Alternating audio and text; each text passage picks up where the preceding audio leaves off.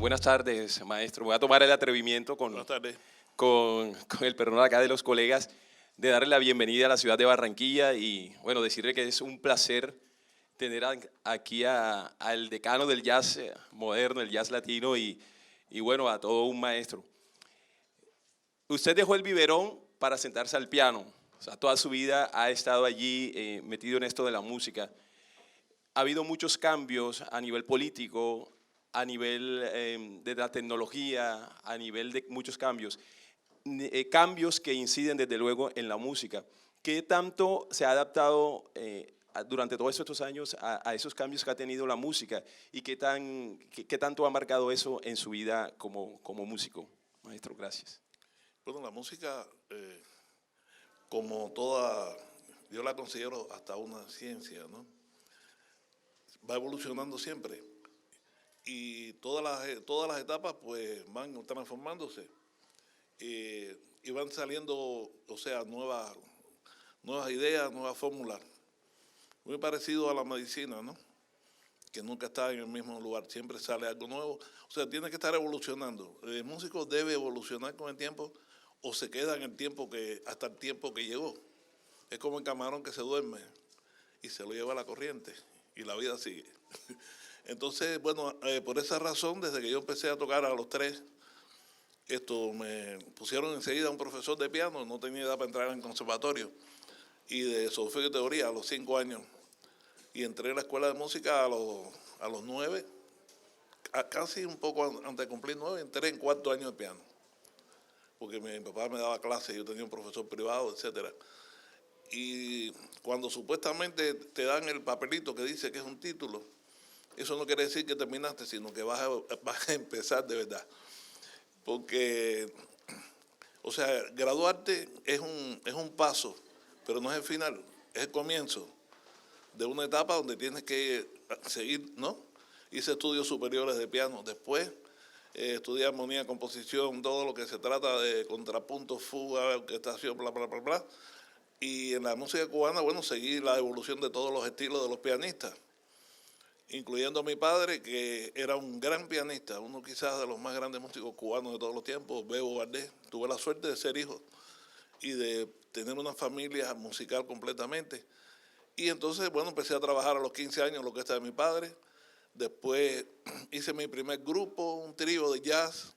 Después empecé a investigar sobre el folclore afrocubano. Después tomé todos los elementos que tenía de la música afrocubana, del jazz y de toda la música popular cubana y empecé a hacer mi trabajo, ¿no? De buscar a Chucho Valdés. Lo vine a encontrar cuando compuse a los 20 años en Mambo Influenciado. A partir de ahí, entonces, me encontré a mí. Y mi padre me decía, búscate a ti, búscate a ti mismo, porque yo soy Bebo y tú eres Chucho. O sea, yo soy tu padre, pero tú eres tú. Encuéntrate. Y tuve esa suerte y papá llegó a reconocer que sí, que había encontrado a Chucho. Y a partir de ahí, bueno, vinieron los iraqueres, vino este cuarteto, los Afro-Cuban Messenger, los mensajeros afrocubanos, y por ahí seguimos trabajando.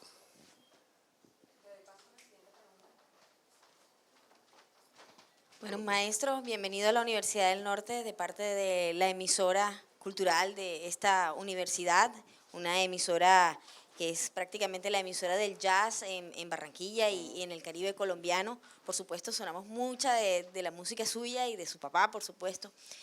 Y bueno, lo tenemos aquí en la Universidad del Norte en el marco de la Cátedra Europa y el concierto que vamos a tener mañana, que ya es la 5ª versión, es titulado Eurocaribe, ¿verdad? Yo quisiera hablar un poquito de la influencia europea. Ya hace unos días en la emisora habíamos estado hablando por teléfono con Lina un poco de eso. ¿Cómo es eso? ¿Cómo vamos a pasar de Europa al Caribe y cómo está Europa? Y obviamente usted del Caribe y la música caribeña, el jazz y todo esto, pero un poco cómo viene esa influencia en su música. Hablemos un poco. Voy a hablar no de mi música, voy a hablar de mi país, que creo que es más importante que todavía que mi música. Cuba tiene una historia muy grande en su formación musical con Europa. Los grandes compositores cubanos del siglo XIX, algunos estudiaron en Francia, en el conservatorio. Sobre todo Ignacio Cervantes, que ha compuesto las danzas más hermosas que se han hecho para piano. Él fue contemporáneo de Chopin y de Liszt. Él se graduó con medallas de oro en el Conservatorio de París y después fue para Cuba. Como profesor tuvo muchos alumnos e impartió la técnica del piano clásico. Te hago una anécdota. En las danzas cubanas de él, tú estás oyendo a Cuba dentro de Europa. Estás oyendo a Chopin, a Bach, estás oyendo el romanticismo del siglo XIX a la cubana. Ese compositor para mí es el más importante. Hay muchos compositores importantes, ¿no? Pero para mí, Ignacio Cervantes llevó la técnica europea a las raíces cubanas de una forma increíble. Al igual que Néstor Lecuona, pero para mí más importante es Cervantes. También hubo un profesor holandés que se llamaba, tuvo un conservatorio en Cuba que se llamaba Hubert de Blanc, un profesor de piano y un gran compositor holandés que hizo una academia musical en Cuba y tuvo alumnos increíbles pianistas. O sea, la técnica, pues dicen, los pianistas cubanos tocan muy bien, pero no empezó ayer y no empezó en el siglo XX, eso empezó antes. Hubert de Blanc fue un compositor y se quedó a vivir en Cuba, le gustó Cuba y se quedó, hizo su escuela de música y sus hijos inclusive trabajaron como profesores. Y yo conocí esa escuela, porque hasta mediados del siglo XX existió la escuela hasta que él falleció. O sea, hay otro conservatorio que se llamaba María Jones de Castro, que hoy se llama Manuel Saumel. Y en esa escuela también hubo profesores importantísimos. Ella estudió en Europa también. Estoy haciéndote la relación de Europa con el Caribe, especialmente con mi país, que es el que yo conozco. También, después del año 59, de la Revolución, vinieron muchos profesores de piano soviéticos o rusos e impartieron una tremenda técnica en las escuelas por muchos años en Cuba.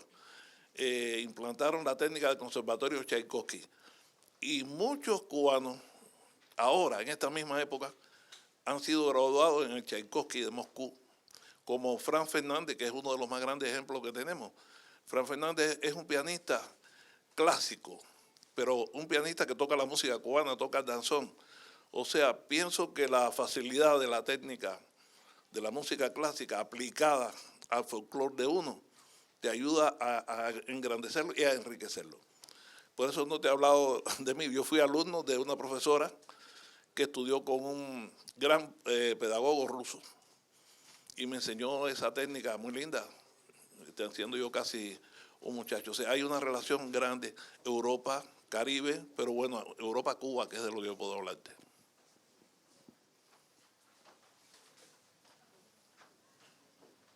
Bien, maestro, mi nombre es Lina Macías, también de Uninorte FM Estéreo. Usted habla de la música de su país, habla de Cuba, pero de Colombia, ¿qué conoce de su música y qué puede rescatar de ella? Mira, te voy a decir algo para darme un poco de vanidad. De Colombia vine a tocar los carnavales aquí y gané el Congo de Oro tocando la pollera colorada y tocando la cumbia. Y la tuve que estudiar muy bien. Me gusta la música, me gusta la cumbia muchísimo y también me gustan las cosas modernas después. Vallenato, a quien no le gusta, a mí me gusta. El buen vallenato a mí me gusta. Y conozco jazzistas de acá muy buenos como Justo Amario, Eddie Martínez. Quizás las nuevas generaciones, los jovencitos, bueno, los iré conociendo. Ahora estamos aquí y para eso estoy aquí también, para conocer a los nuevos, a los jóvenes.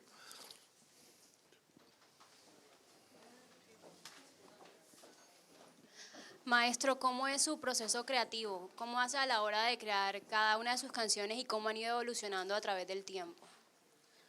Mira, yo no tengo planes.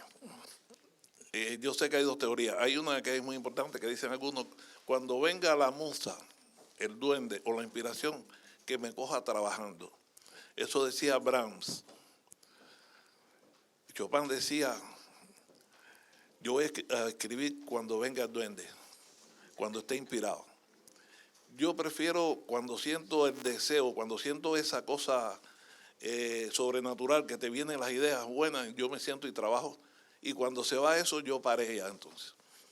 O sea, el proceso es difícil a veces porque te cogen momentos inadecuados.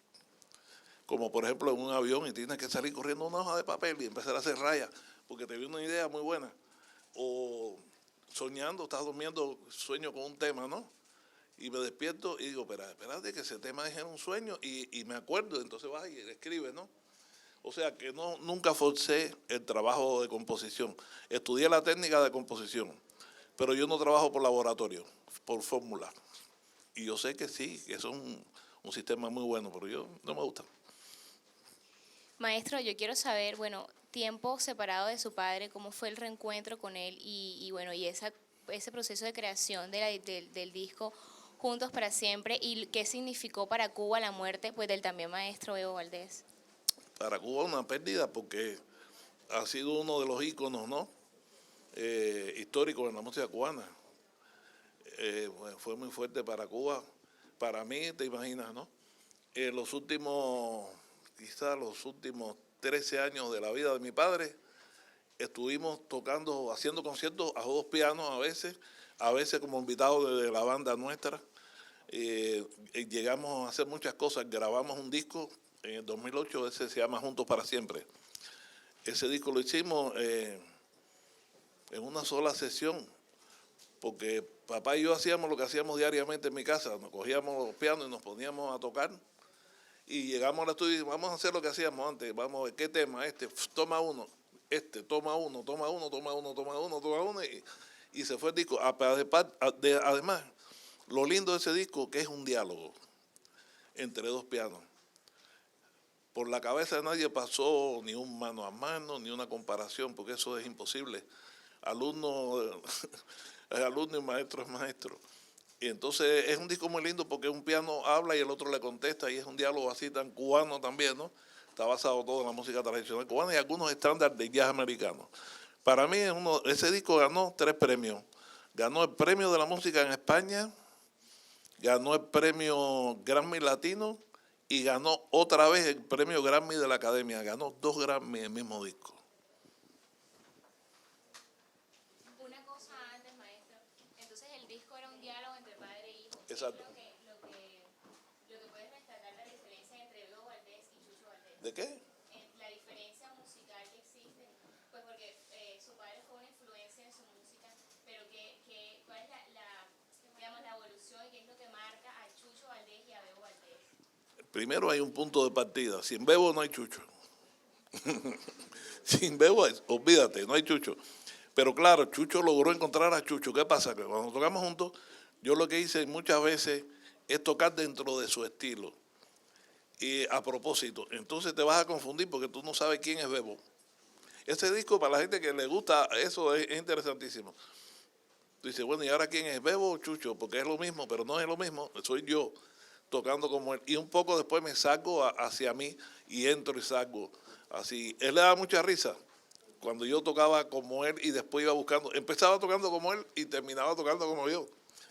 Y realmente nosotros nos divertimos mucho en la grabación. Fue un encuentro divertidísimo. Y un disco para la historia, porque por lo menos para mi familia, ¿no? El sueño de mi mamá, de mi abuela, de toda mi familia, que un día, cuando yo era niño, me decían, para que un día puedas tocar con tu papá, a ver si un día llegas a lograr tocar junto con tu padre. Y pude hacer todo eso, tocar en la película Calle 54 con él, la versión de la comparsa de Lecuona, que es preciosa. Es impactante porque ahí no hubo tiradera de notas, sino hubo una comunicación. Era un diálogo increíble, ¿no? De doble, papá, maestro, hijo, alumno. Y bueno, en este disco que hicimos nosotros estaba también todo esto recogido. Chucho, Rafael Bassi, ¿cómo estás? Y Óyeme, Chucho, cuando te hicieron la pregunta de lo colombiano, se te olvidó contar que tú estuviste, en tu casa estuvo Lucho Bermúdez y Matilde Díaz. Bueno, sí, Lucho y Matilde iban a mi casa todos los días porque iban mucho a Cuba. Y mi papá le hizo muchísimos arreglos a Lucho y a Matilde y nosotros cenábamos juntos casi todos los días. Era un hombre increíble, era una pareja preciosa. Y mi padre siempre tuvo muy buenas relaciones con ellos. y estuvimos juntos. Yo vi que ellos trabajaron en Cuba también. Yo iba a los programas y eso. Tengo un gran recuerdo de Lucho y de Matilde. Eso se me había pasado. Bueno, pero hay otra que se te había apartado. Este año cumple 100 años, precisamente el sábado, José Benito Barros Palomino, el compositor de La Piragua. Y tú ganaste el Congo de Oro con La Piragua aquí. Yo le estaba diciendo a ella, cuando dije, bueno, ahora me voy a dar un poco de importancia, que me estaba diciendo que yo sabía de la música colombiana. Mira, si yo toqué en el Congo de Oro y toqué La Piragua y toqué La Pollera Colorada y toqué una cantidad de cosas, tuvimos que estudiárnosla, ¿no? Porque no es fácil tocar la música de ustedes. Es muy especial realmente. Yo creo que nadie en el mundo puede tocar la música colombiana como los colombianos. Eso está clarísimo. Bueno, y ahora viene la banderilla. ¿Y cuándo va a haber la cumbia a los Chucho Valdés? Bueno, eso a lo mejor puede ser un sacrilegio. No me atrevo, pero a lo mejor lo hago.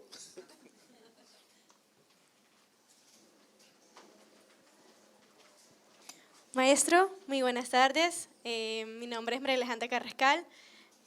Vengo de parte del departamento de música. Todos acá, los que estamos acá atrás, somos del programa de música de la Norte y estamos, ¿cómo decirlo?, agradecidos. Es un honor tenerlo aquí en la universidad, un gran maestro como usted. Y más que todo, quería preguntarle, ¿qué consejo nos puede dar a nosotros que estamos dentro de la formación de la música con lo que se está haciendo actualmente? Con lo que hoy se está haciendo, es que se están haciendo muchas cosas. O sea, ¿en qué terreno me puede hablar? Ya sea el género jazz, Bueno, música popular. Específicamente música popular y jazz. Ya. Ahí no está reggaetón y eso, ¿no? No, para nada. Para No, nada. aguanta. A mí me gusta el reggaetón. Oh. Pero bueno aclarar que sobre qué vamos a hablar, ¿no? Sobre jazz y la música popular. El jazz realmente por un tiempo no ha sido música popular. Como decían, la música llamada clásica, ¿no? Le dicen clásica o seria. Pero en algunos lugares le dicen seria. Y yo diría, entonces, Debussy no es música clásica, ¿no? Pues si es impresionista, y clásico era Chopin. Cuando toco Debussy, estoy tocando impresionismo, ¿no? O Ravel. Y cuando toca Bartók, no está tocando impresionismo, está tocando contemporáneo. Yo diría que la música más bien se llama buena ¿ok? Bueno, Duke Ellington, tú sabes lo que decía, él era muy fino, muy delicado. Él decía, yo solamente conozco dos tipos de música, la buena y la otra. En el campo de jazz, lo primero, bueno, lo que yo hice, te digo, hablo por mí, fue escuchar mucho y después escoger qué era lo que más me gustaba. Empecé a oír a los pianistas y después de los pianistas, que cuando los oía todos, digo, me gusta este estilo y este. Y entonces empecé a escucharlo primero, después me metí a transcribir. Ese trabajo se las trae, pero es muy importante para el oído, porque lo que tú puedas transcribir, primero lo grabas acá, no se te va. Y después a buscar las evoluciones de los propios estilos, así como se sigue desde Jelly Roll Morton hasta C.C. Taylor, pasando por Bob Powell, por todas las escuelas, ¿no? Bob Powell, Bill Evans, McCoy Tyner, Jarrett, Hancock. Y ahí tú vas buscando, ¿no? Buscando lo que a ti te interesa y escuchar lo que a ti te interesa. Y después que tú captas eso, empezar a ponerle tu personalidad y buscar cómo tú logras hacer un estilo dentro de eso. Eso fue el primer paso que hice. Y dentro de la música popular, igual, la música cubana bailable, yo tuve la suerte de tener una banda que se llama Iraquere, que se metió por las dos calles. La calle de la música de concierto y la calle de la música popular bailable. Los primeros bailes que yo toqué con la banda, la gente no bailaba y nosotros no sabíamos tocar para el bailador. Entonces íbamos a tocar y teníamos un solo tema que se llamaba Calao con Pan y la gente ahí se ponía a bailar. Después cuando tocábamos instrumentales, el público se aburría. Bueno, vamos a empezar a estudiar cómo es el paso. Y empezamos a estudiar cómo, ir a los lugares bailables a ver cómo bailaban, de qué forma bailaban la juventud, ¿no? Y empezamos a escribir música sobre los pasos de ellos. Entonces, a partir de ahí, ir probando, empezamos a entrar en el género popular, hasta que Iraquere se hizo la banda de música bailable más popular de Cuba. Indiscutiblemente, por todo el tiempo que estuvimos haciéndola, hasta que decidimos volver a la música de concierto, que era realmente lo que nosotros queríamos. Lo que logramos fue llevar al público, que era al masivo, público masivo, no que iba a los bailes, los traímos a oír jazz. Y ya entonces los conciertos de jazz que hacíamos, entonces ya no era, ya eran populares. Llenábamos los teatros. Hoy, después cogí el festival, hice la presidencia del Festival de Jazz Plaza en Cuba, en La Habana. Y llegamos a hacer un festival que... ¿Cuántas locaciones tenemos, Yarodi? Locaciones, ¿no? Lugares, teatro. Nosotros llenamos todos los teatros. En el Festival de Jazz se llena la Casa de la Cultura, que es el centro. El Teatro Mella, el Teatro Nacional, todas las sucedes. Tenemos, y las conferencias que se hacen, y son clases magistrales también. Y además han ido músicos interesantísimos. Estuvo Wynton Marsalis, estuvo Dizzy Gillespie, estuvo Herbie Hancock. Los músicos americanos, los más grandes jazzistas americanos han estado en el festival de Jazz Plaza. Y ya vamos por la edición número 40. O sea que hoy te podría decir que casi ya está un paso de jazz, de ser música popular. Porque si tú llenas todos los teatros tocando ese tipo de música, es que tienes ya una masividad y ya ha alcanzado un nivel grande. No sé si te he contestado bien o no. Bien. Voy a presentarles a Yarod de Abreu, porque lo tengo aquí al lado y ustedes no saben quién es. Le estoy presentando, a él no le gusta que diga esto. Bueno, pues sí, lo tengo que... Bueno, yo digo lo que pienso. No me mandes a callar. Este es el conguero más grande que ha dado Cuba en los últimos 30 años. No conguero, el percusionista. Perdónenme, porque dije conguero. Él está graduado en el Instituto Superior de Arte en percusión sinfónica. Es lo mismo, te puede escribir la música, que, o sea, tiene un nivel el más alto que te puedas imaginar. No, dame dinero. Maestro Alberto Suárez, del periódico El Tiempo. Ahora que hablaban un poco de música popular y que usted hizo la anotación sobre el reggaetón, quisiera preguntarle cómo ve el crecimiento de este género en las ciudades latinoamericanas y cómo ve de pronto, si cree que se ha desplazado un poco otros ritmos más tradicionales entre los jóvenes. Mira, es controversial. Mira, yo soy un músico que tengo un abanico muy amplio. Como te decía, a mí me gusta la música buena. A mí no me gusta la música clásica mala, ni el jazz malo, ni el son malo. O sea, mal tocado, quiero decir. Yo he oído reggaetón muy malo. Y yo he oído reggaetón muy bueno. Yo he oído artistas tocando reggaetón muy bien. Yo no estoy defendiendo el reggaetón, yo estoy diciendo lo que yo pienso y que no es lo que es. Pero yo he oído músicos tocando ese género y haciéndolo con una dignidad tremenda y una calidad tremenda. Yo he oído a otra gente haciendo cosas malas.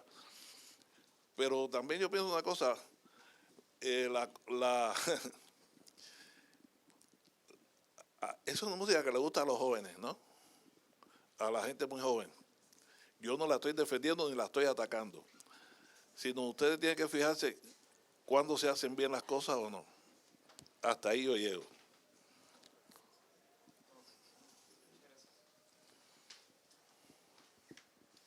Yo quisiera hacerle una pregunta. ¿Cómo es trabajar con el maestro Chucho Valdés? ¿Usted cómo le describiría?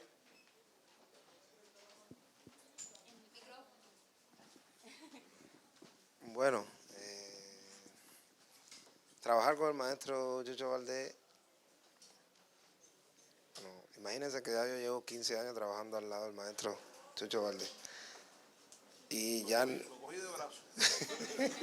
y ya no es cómo trabajar con él, sino es cómo ya convivir con él, porque es parte ya de la familia. Pero trabajar con el maestro es muy divertido.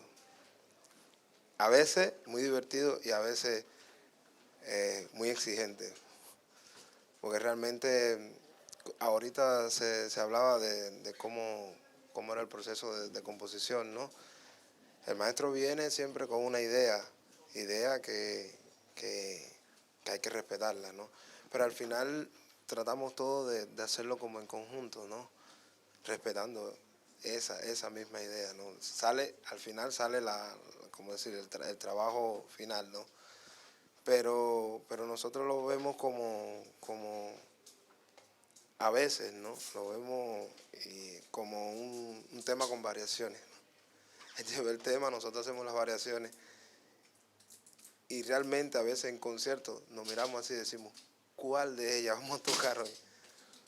Porque nos divertimos, porque aprendemos mucho, y no solo con la música, mucho también con la historia, porque, a ver, vivió una etapa, nosotros vivimos otra, y a veces para aprender a tocar en estilo hay que escuchar y hay que vivir la etapa, ¿no? Y si tú no sabes, no sé, si no viviste en los años 50, si no puedes escuchar la música, pero si no sabes tocar el son, por lo menos escuchando algo de esa época, ¿no? Uno por lo menos se pueda entrar en el estilo. Digo, es lo que pienso, es como decía, la gran cátedra, ¿no? Maestro Chucho, hemos hablado, grábame que se me acabó la memoria. Hemos hablado de vallenato, de jazz, de reggaetón, de son.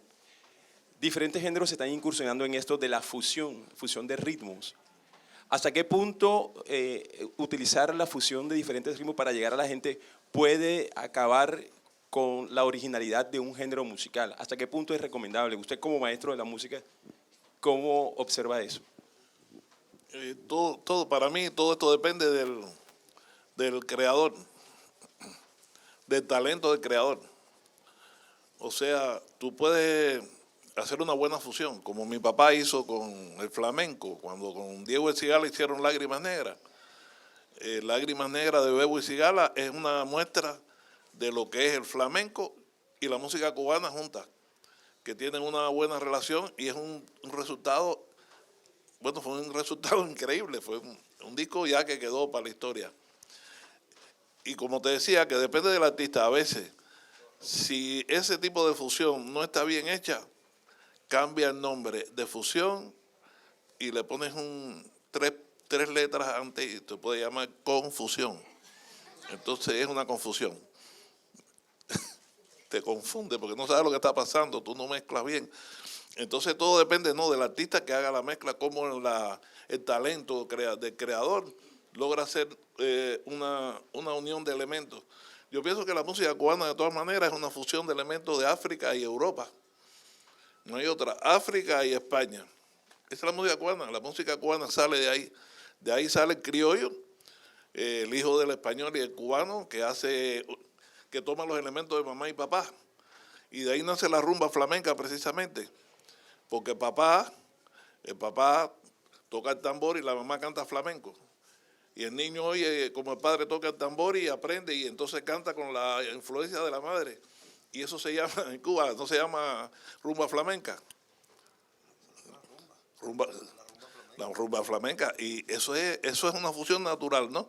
Y eso es música cubana, pero es música cubana con elementos de Europa y de África, que realmente son nuestras propias raíces, ¿no? O sea que por ahí anda. Maestro, lo escucho hablar y también aquí al percusionista. Sabe muchísimo, hay mucha experiencia, mucha academia, muchas influencias, pero me gustaría ya ir al plano emocional. Las emociones que despierta para usted como pianista el piano. ¿Qué se mueve ahí? Esa intimidad y esa relación estrecha que hay con el instrumento. Y además quisiera preguntarle, no sé, unas anécdotas puntuales que enriquezcan este proceso musical. En mi caso, imagínate que yo no tenía uso de razón cuando mi papá, mis padres, ¿no? Dicen que yo empecé a tocar el piano con 3 años. Se entera mi padre porque él era el subdirector de la orquesta en Tropicana, uno de los lugares más importantes. Y un día se le quedó una partitura y regresó a la casa y sintió que alguien estaba tocando el piano y armonizando, y cuando abrió la puerta era yo. Le preguntó a mi familia que quién me enseñaba, y yo decía, no, él se pasa todo el tiempo mirándote y después va y se sube. O lo subimos porque no subía al piano. O sea, repíteme la pregunta porque quizás me salió un poquitín de... Bueno, mi relación con el piano. Sí. Bueno, imagínate, a los 3 años. Y yo me senté en el piano a los 3 años y no me bajaba más. No me bajaba más, no, y no me voy a bajar tampoco. Para mí el piano se convirtió como, te voy a decir, como en mi medio de expresión después de la palabra. Tú puedes, tus emociones, tus estados anímicos, reflejarlos en el piano. Yo recuerdo que hay obras de Chopin que te hacen llorar por el estado anímico que él compuso, por ejemplo, el Preludio en Mi menor, que es una obra muy corta, pero que tiene una carga tan fuerte, ¿no? Y cosas tan grandes como las polonesas que te crecen, son estados emocionales. Y yo creo que yo he expresado más cosas en mi vida a través del instrumento que a veces que con las palabras. No digo que lo hago bien o mal, digo que ha sido mi forma de expresión. Y he vivido toda la vida con el piano al lado. Pienso que a veces me comunico muy bien a través de él, ¿no? Porque ya yo no lo siento como un instrumento, ya esto es otra historia. Ya lo siento como parte de mi vida, ¿no? Y por él me he sacrificado mucho, porque déjame decirte que él te exige tanto, él es malo, porque te está exigiendo todo el tiempo. Y cuando tú dejas de cumplir con él y vas a tocar, falla. Pero falla bien, te pasa la cuenta, te dice, vaya. Y tú, para que tú sepas que tienes que estudiar todos los días, para que tú sepas que tienes que atenderme, tienes que hacerme caso. Y nunca llegas al final, yo por lo menos, me falta muchísimo. Bueno, vamos a hacerle la misma pregunta a Yoroldi. ¿Qué pasa contigo y el tambor? Siendo heredero de todo eso que viene desde todos los tamboreros, pasando por Chano Pozo y todo el mundo, y además Chucho llega y te dice que eres el mejor conguero que hay en Cuba. Es mi opinión.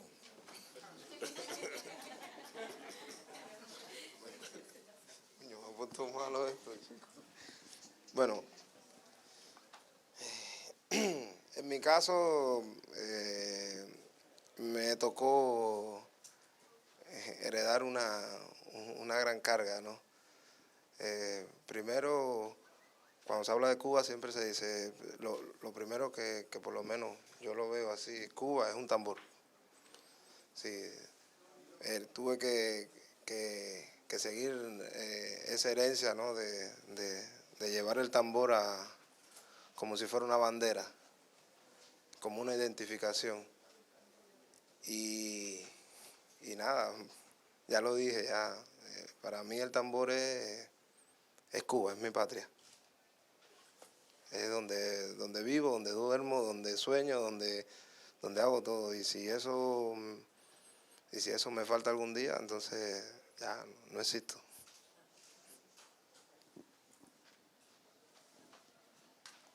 Bueno, Chucho, usted indiscutiblemente es uno de los grandes maestros del Latin Jazz y seguramente ha sido influencia de muchos artistas y de muchas personas a lo largo de su trayectoria. ¿Cómo es o cómo ha sido poner al servicio también esa profesión musical siendo embajador de la FAO?